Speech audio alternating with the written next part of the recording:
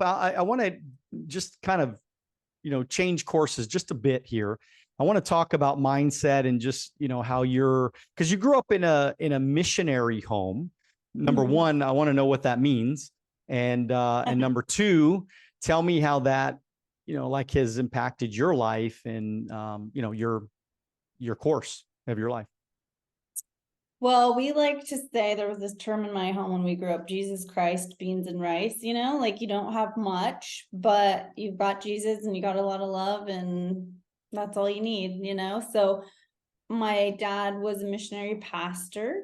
He started out in Costa Rica in Central America with my mom before I was born, doing missionary work with a mission organization, and then came back to Portland, Oregon, to go to Western Seminary. He got his master's of divinity there, and then felt like God was calling him to work with migrant workers. We moved to Salinas, California when I was a baby, and there was many people, like it was called the salad bowl capital of the world because a lot of migrant workers would come and they would work in the fields, but they didn't speak English, and they would just work there so that they could go back to Mexico and bring money back for their families.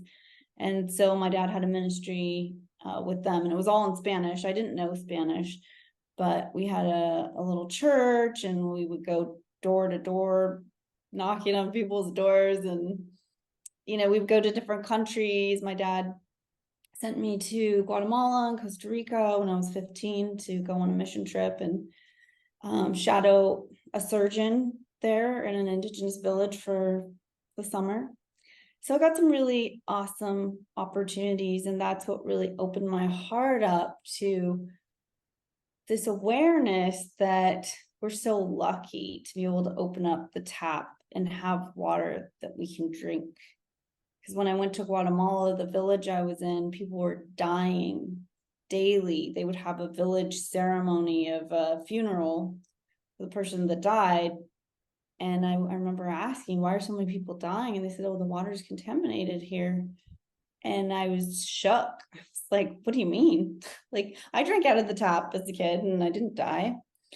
Yeah. So we talk about. I drank a lot of hose water. Yeah, Absolutely. I mean, I me lived too. on hose water when I was a little kid, but yeah. So we talk about chemicals in water and we think, okay, Yeah. that's so bad, but it can be good in the short term to protect you from these pathogens that can kill you. Right. But then in the long term, when you build up these chemicals in your body, they're also killing you slowly. Right. Right. So, there's a catch-22, because if these people in this village would have known about chlorine, they could have Right. wiped all of that out in an instant. Just a little bit of chlorine can really help.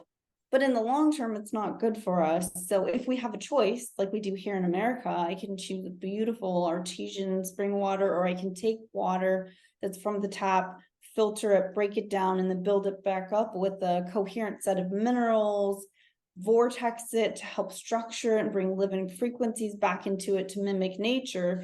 So now when I drink this water, it helps so that the physics of it, the structure of it, is helping to get into my cells easier. And there's a mineral balance in it that is that's like my own body's chemistry. So our body, if you look at our blood plasma, the way it should look, the profile is identical to what the plasma of the ocean looks like. So those minerals and the way that they're balanced are identical to the way that my blood plasma should look. So our blood plasma, the liquid in our body, is not filtered. It's not, it's not like without minerals. Like if I filtered water, that's not the same as my own body's chemistry. So my body has to work hard to make it so that it resonates. So when we learn these things, I said, I get it. It makes sense. It makes a lot of sense. Yeah. So if you were at that restaurant yesterday and, you're looking at the water and it says filtered water, well, I would first of all say that's out. Forget that one. That's no good. just to make it easier, why don't I choose something that nature made, that God made, that went through minerals and rocks, and it has these natural minerals to it, that was in the sun and the moon and receiving these frequencies from that light. There's movement happening, it was being vortexed in the earth, and so that it has these living frequencies that tell my body that it's alive. And sometimes we need to activate that too. Like if that water's been sitting in a bottle like this and it's been still for a while, even though it had been moving in nature, we want to just like move it, shake it up. Water Gotcha. move in these ways, like vortexing it loves it. So kind of like homeopathy, you know how you activate the homeopathic medicine?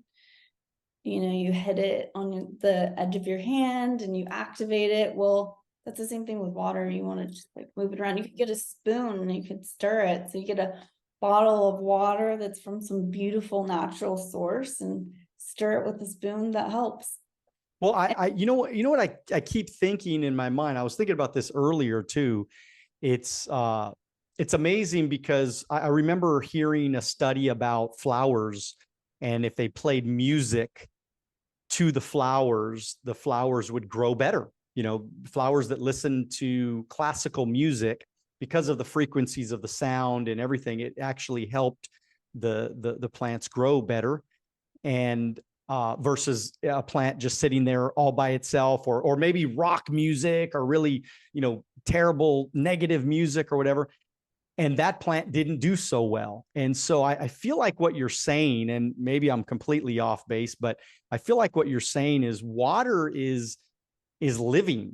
Water is living. And so if water is good, to begin with, it's going to be better for our bodies, for our systems, for just how we activate as human beings, our brains. I mean, good water and being hydrated, like you said, I mean, it helps all the cells of your body, and it also helps us to be smarter. It helps us to be more alive. I mean, I try to make sure that in the morning I drink a lot of water in the morning. I try to make sure that, and it's amazing how I feel more alive for the rest of the day. I feel more energized versus, I mean, I do drink coffee maybe 3 times a week. And then the other 4 times I usually do like water and a B12 powder or something like that, that kind of gives me energy, some sort of energy, B12, like vitamins and stuff like that. And it's just amazing how water can radically change the way we feel. And so is any of that making sense for you?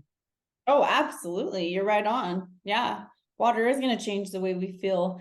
And the interesting thing is we're going about our days and we're so busy most of the time that we really don't stop to tune in and think, wow, how did I feel when I drank this bottle of water as opposed to that bottle of water? I mean, I could put 5 different spring waters in front of you. And if you really took time to just sit there, absorb it, take a sip, see how it feels going down your throat, how it feels in your body, you're going to feel a difference between all of those and how it impacts your body. But it's taking the time to actually tune in to what your body's telling you. And a lot of people are so disconnected from their body and the signaling and what our body's telling us. So I really encourage you to take time. In Ayurvedic medicine, they say you should only drink water sitting down, not standing up. That it hydrates you better sitting down, hydrates better at room temperature. And I think that there's a lot there. And I think a lot of it can just be mindfulness too. Really having gratitude for the water. If you like this video and you want to watch another one, click right here. If you want to watch the entire podcast, click right here.